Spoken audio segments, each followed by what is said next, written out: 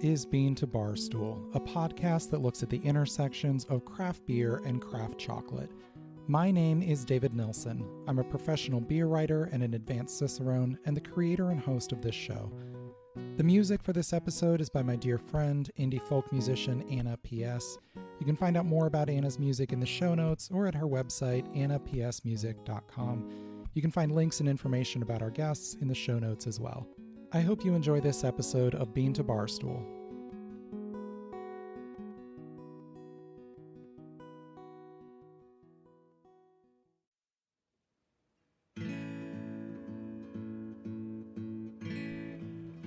Hey everyone, this is David Nilsson, creator and host of Bean to Barstool, and today I'm sharing a quick bonus episode with a short interview with Natalya Watson, a beer educator living in the UK who brings enthusiasm and expertise to the experience of learning about beer.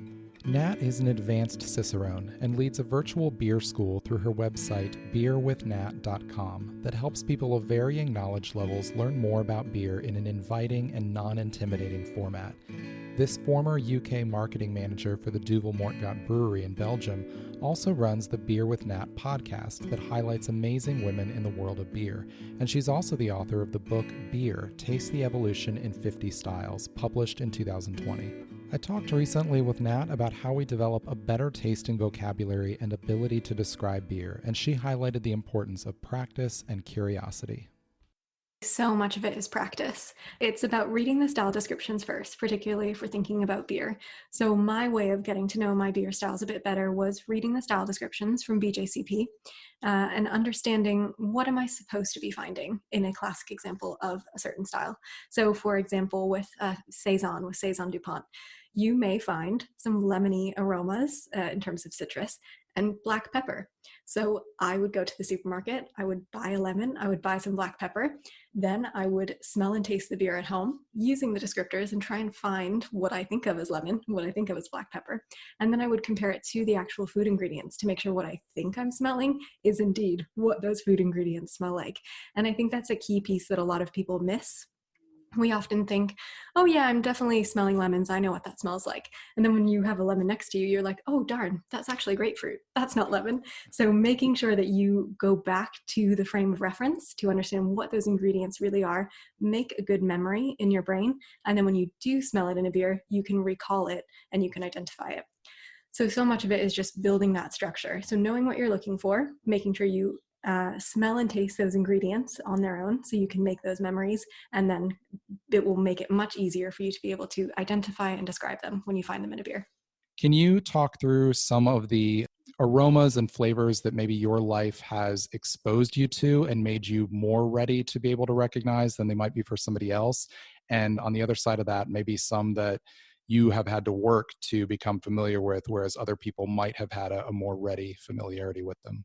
Oh, that's a good question to think about it both ways. I think, so my background, I grew up in Northern Ireland. And then again, as I said, my family moved to California, but really everything we ate was quite bland. Everything in Northern Ireland is like meat and potatoes.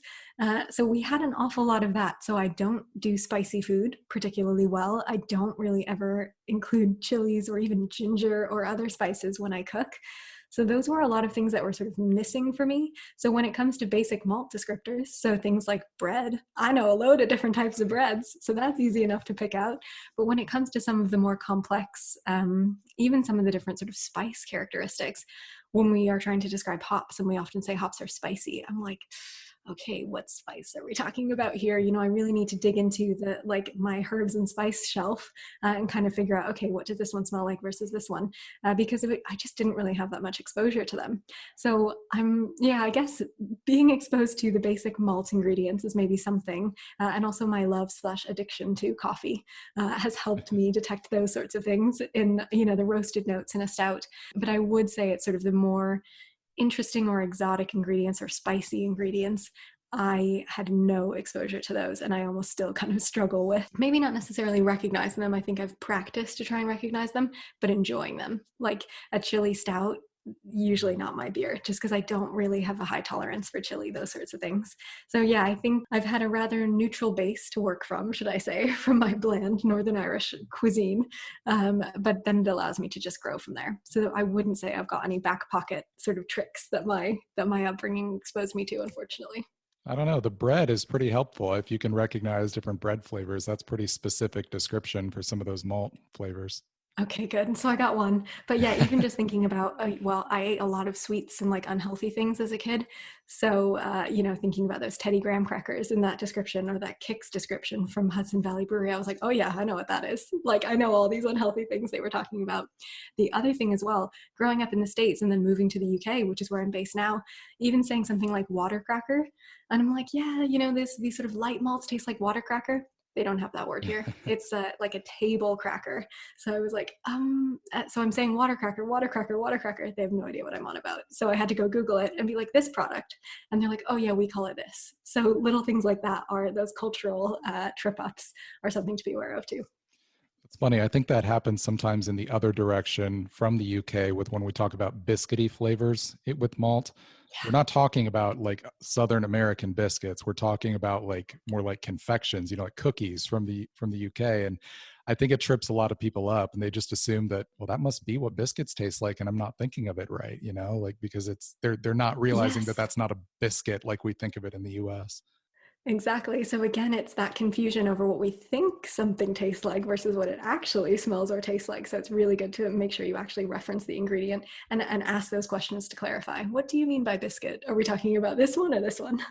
I have a friend who's a beer sommelier who's been one for a very long time. And she, like, some of her descriptors, when I'm next to her doing tastings, I'm like, God, I really need to up my game. It's like warm brownies fresh out of the oven and chocolate covered cherries with a drizzle of white chocolate. And that then encourages me to keep pushing myself to be like, okay, it's not just a cherry. It's not just a chocolate covered cherry. What's that extra thing in there? And it takes a lot of time and effort to get yourself there, I think. Yeah. And you want to make sure, well, at least for me, that you're being realistic and honest and not just using fancy sounding words for the sake of it. Bringing them in so they know enough, but then elevating beer more broadly for everybody as well. What was the last beer you had that got you excited?